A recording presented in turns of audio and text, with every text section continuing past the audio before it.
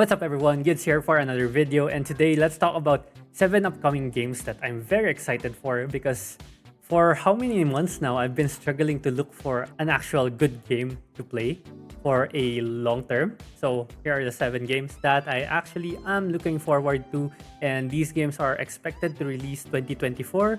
Hopefully they get released sooner because right now I still don't have any game to play. Okay, so yeah, the list is in no particular order, but I'll be rating them in a very interesting way because I'll be rating them in how much time I would actually be playing them, well, how I envision to play them, right? So it's probably going to be a 1 week game, maybe a 1 month, 3 months, or 6 months and longer, maybe something like that. So that's going to be my rating for each of the games. Also, if you have games that you are particularly excited for and they are not on the list, feel free to let me know in the comments below because I don't have information on all the games that are coming up this 2024. And these games on my list is just a small amount of games that I've seen many people have been recommending or have been talking about. That's why they are on my list, because they also look pretty interesting when I check them out. Okay, so let's go ahead and start. First game on my list is Wuthering Waves. So this is a story-rich open-world gacha game with a high degree of freedom based on their game description, but this is not an MMO. So yeah, single-player game, but to be honest, I'm only in it for the waifus. We skip the story anyway every time and maybe watch it on YouTube or something. But the thing is, with this game, you can't actually skip the story.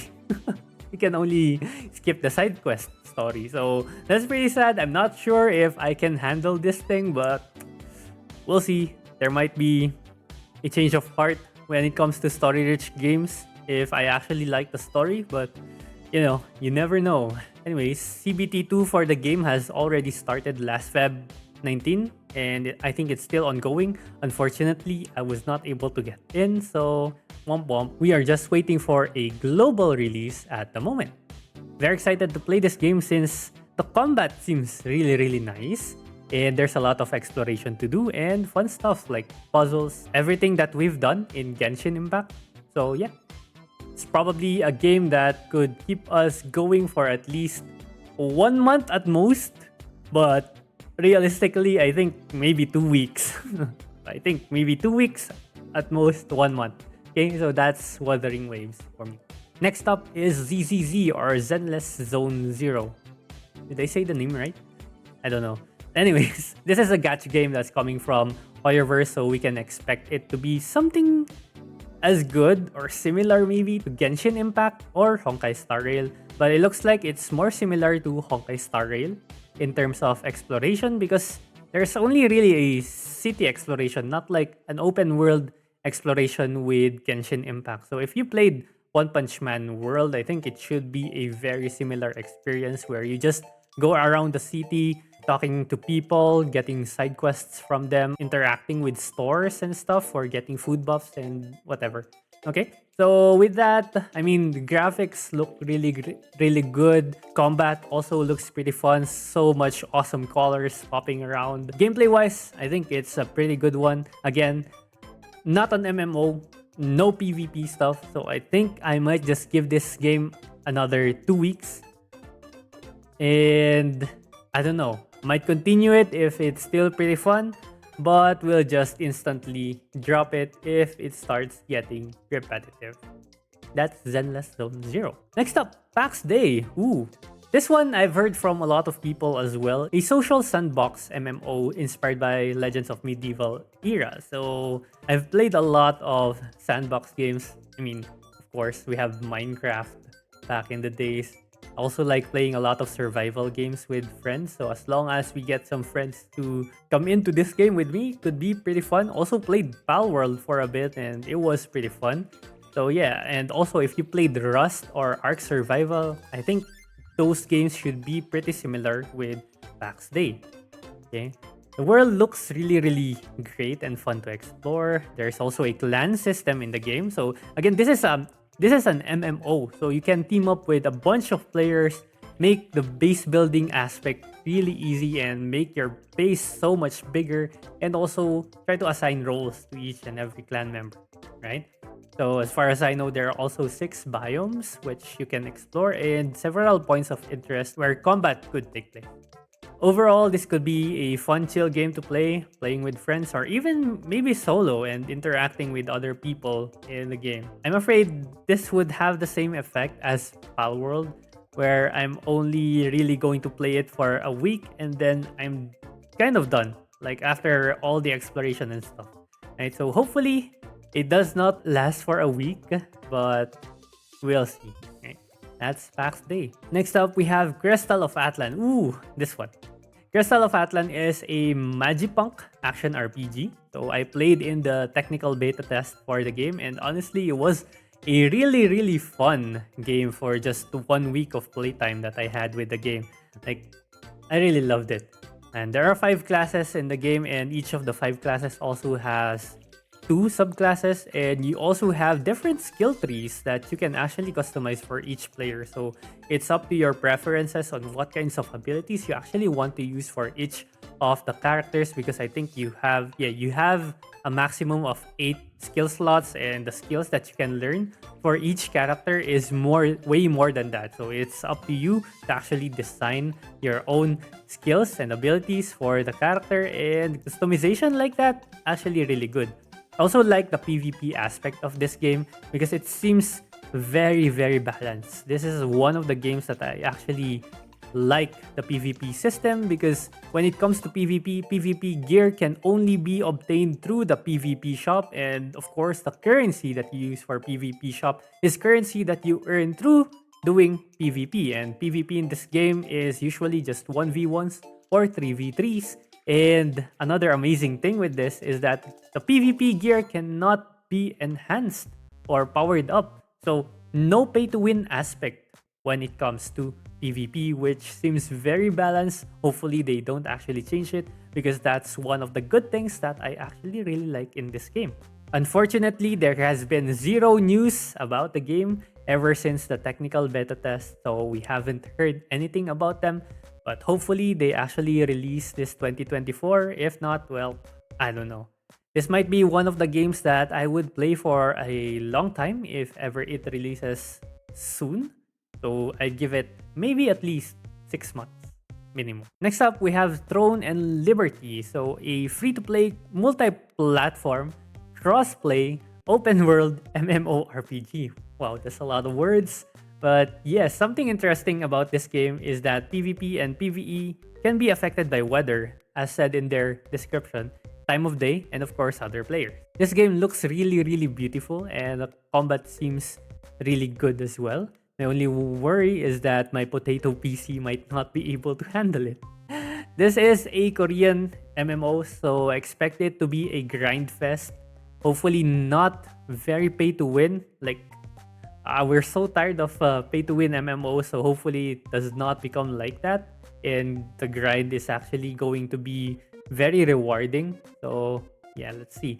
The game has already released in Korea, and hopefully it gets released in global soon, but I hope they do it better, because I've heard news wherein this game is actually failing in Korea. Hopefully that does not happen once it releases in global. Also, I played a lot of Black Desert Online before. So if I decide to actually play this game too, then I might be in for the long run. But I will still try my best again to still stay free to play. Like at this point, that could be a brand already. Like free to play, by the way, let's go all the way. So yeah, maybe I'll give it 6 months if I decide to do that. But trial period, 2 weeks to a month maybe first. So yeah. Throne and Liberty. Next game is Blue Protocol. Ooh, this one has been out there for a while. It's a free-to-play anime-style action RPG game that has already released in Japan last year. So yeah, I think it was around June, and I've been trying to get into Japan servers for a while, but I just can't get in. I really wanted to try this game out for a while now. I've been waiting for this game ever since I've still been playing Ni no Kuni Cross Worlds. So that's like 2 years ago already. Like, whoa, that's crazy. The graphics are just right for me since I'm also an anime nerd. And the gameplay looks really fun too. Raids with friends will always be a fun thing to do. if you have friends. Anyway, this is also one of the games that I'm most excited to play.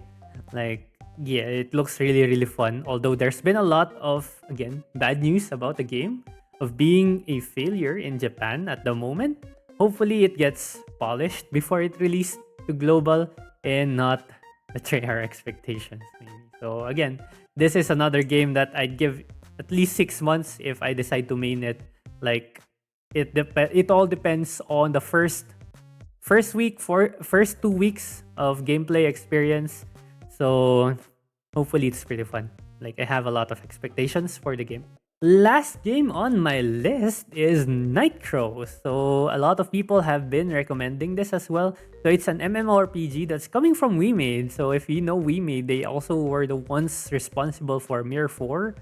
So yeah, it also means NFT and crypto, and I'm sure a lot of people are very allergic to at this point. Although, crypto is going up right now, but there's still a lot of people that are pretty mad with it with regards NFT and crypto. But if you didn't know, I actually started this channel on crypto games, NFT, because I started uploading content on Axie Infinity at the start. So yeah, those were my past. So we started with Axie Infinity, Yulgang Global into Nino Kuni Cross Worlds. And then I think, well, Summoner's War Chronicles still had a crypto component with it, but it was not as prominent as the other games. So hopefully we get to ignore the crypto part in this game. I mean, the game has actually really, really good graphics. It looks really, really good. It looks epic. Combat looks fun. The classes are also pretty interesting. I might go Kirito mode with a dual sword or twin sword character, or maybe just an archer or support mage. I don't know. Maybe. But anyways, hopefully I can still go full free to play in this game. And hopefully, again, it's not going to be as punishing or very punishing to free to play players, because as you all know, with it being a crypto game, there's going to be a lot of pay to win aspects when you attach crypto into a game. So hopefully it would not lean in too heavily with the pay to win aspect in the game, and would still hopefully respect the grind. Okay? So yeah, the game is releasing March 12 already, so that's like 2 weeks away from now. So we have some time to prepare. And yeah, this might be the game that I will be playing for a while until any of the other games in my list comes out. So I give it maybe a month at least and see how it goes from there.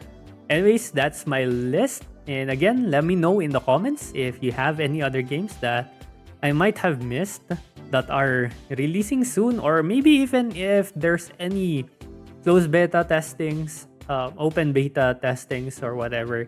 Let me know in the comments so that I don't miss them, because there might be some hidden gems among those game recommendations, and those might be really, really fun. Okay?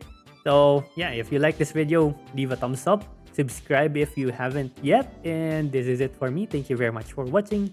See you again next time. Bye bye.